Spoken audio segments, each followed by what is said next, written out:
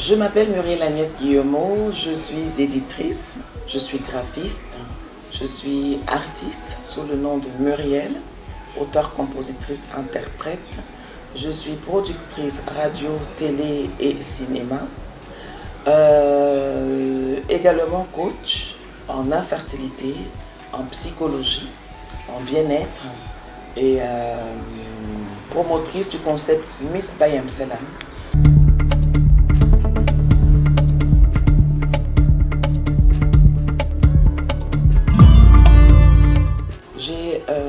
Je sortais de mes 15 années dans les couloirs de l'infertilité et j'avais besoin de faire une thérapie par le partage d'expériences. Et j'ai eu cette immense chance d'avoir mon expérience en France et de venir du Cameroun également, où on a tous ces médicaments-là aujourd'hui qui nous permettent de pouvoir être des mamans, des papas. Et il était important pour moi de pouvoir faire un pont entre les méthodes que je vois en France et celles que je vois au Cameroun, mais pas un pont sur les techniques médicales, plus un pont sur la prise en charge du patient par lui-même. Parce qu'au bout de ces années, j'ai constaté qu'effectivement, j'ai dû devenir à part entière actrice de ma propre pathologie pour pouvoir m'y impliquer suffisamment et aller vers un résultat.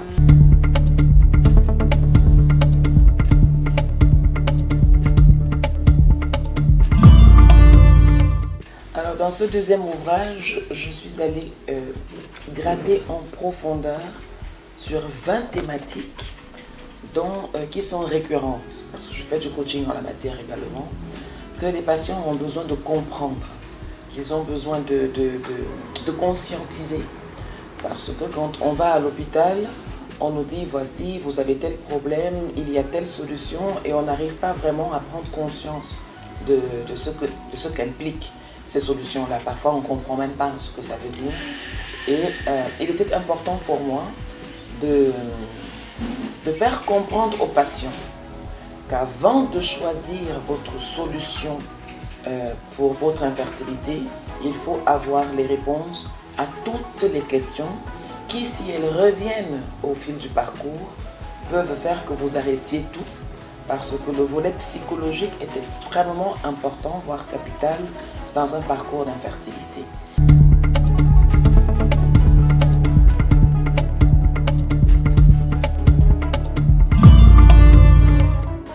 Quand on parle de dons, vous allez à l'hôpital, on vous dit « Ok madame, vous avez besoin d'ovocytes, c'est-à-dire les graines des femmes. Vous n'en avez pas et vous avez besoin d'un don d'ovocytes. » Ça veut dire qu'on a un utérus qui peut porter un enfant, mais qu'on ne peut pas faire d'enfant avec nos propres graines. Alors on va solliciter une autre femme qui va nous donner ses graines pour que nous on porte la grossesse. Bien sûr qu'on sera maman, mais on va porter en nous, je porterai en moi un bébé qui sera de mon mari et d'une autre femme. Il faut être conscient de cela. Cet enfant n'aura rien de moi si ce n'est mon patrimoine émotionnel, parce que dans le sang, toutes mes émotions vont circuler et dans mon sang et dans le bébé, mais cet enfant n'aura rien de mes gènes. Il faut en être conscient, parce que derrière, après, nous sommes quand même dans des sociétés où on a notre culture qui veut qu'on hérite de ses parents par le sang.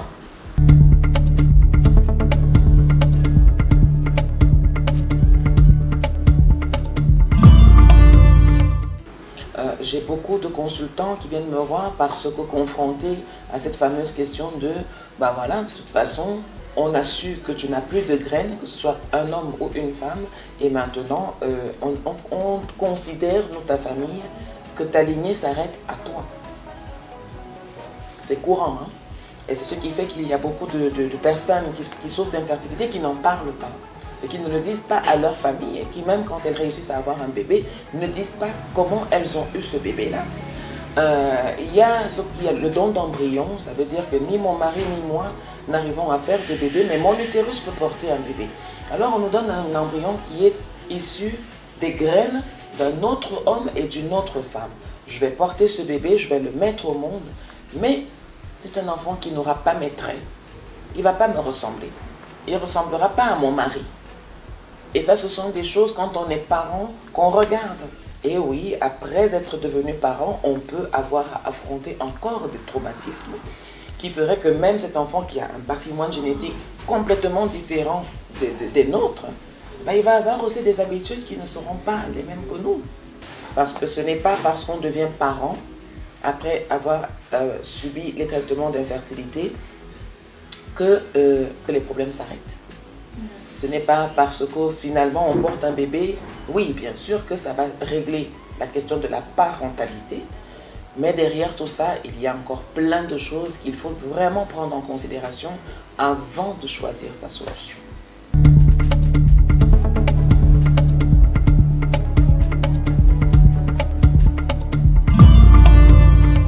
En l'an 2021, si je ne dis pas de bêtises, nous avons donné un séminaire avec l'association Famille Debout sur la manière d'écouter la personne infertile. En quoi est-ce que l'écoute pouvait être un soin? On ne se définissait pas comme parent parce qu'on avait porté une grossesse. On était mère ou père parce qu'on gardait un enfant. Et donc, si moi, j'arrivais pas à faire d'enfant, peut-être que ma soeur, qui en avait trop ou qui en avait deux, pouvait décider de me donner un enfant. Et comme ça, moi, je devenais la mère de cet enfant-là. J'en prenais soin et ça suffisait pour que je puisse me sentir parent. Mais les temps ont changé, les époques ont complètement changé et on a des solutions aujourd'hui qui font que par beaucoup de côtés, on peut plus, de manière plus accessible, avoir des diagnostics plus profonds, plus ciblés, avec notamment la procréation médicale, l'aide médicale à la procréation ou la procréation médicalement assistée. Mais il n'en reste pas moins que la première solution à laquelle on recourt les personnes infertiles au Cameroun, en général, ce sont les méthodes traditionnelles. Donc avant de venir à l'hôpital, on ne peut donc pas dire que dans la prise en charge de l'infertilité, on exclut le point de vue de notre culture et ou alors qu'on ne le mette en opposition avec le côté médical, le côté de l'hôpital des Blancs, comme on dit. Moi, mon propos n'est pas de dire aller en PMA ou aller chez le praticien. Non, mon propos est de dire aux patients, quand vous êtes en situation d'infertilité, il y a un tas de questions qu'il faut vous poser avant de choisir la solution. Et quand on sait, vraiment, on est un bien meilleur guerrier pour aller affronter tout ce qui suit.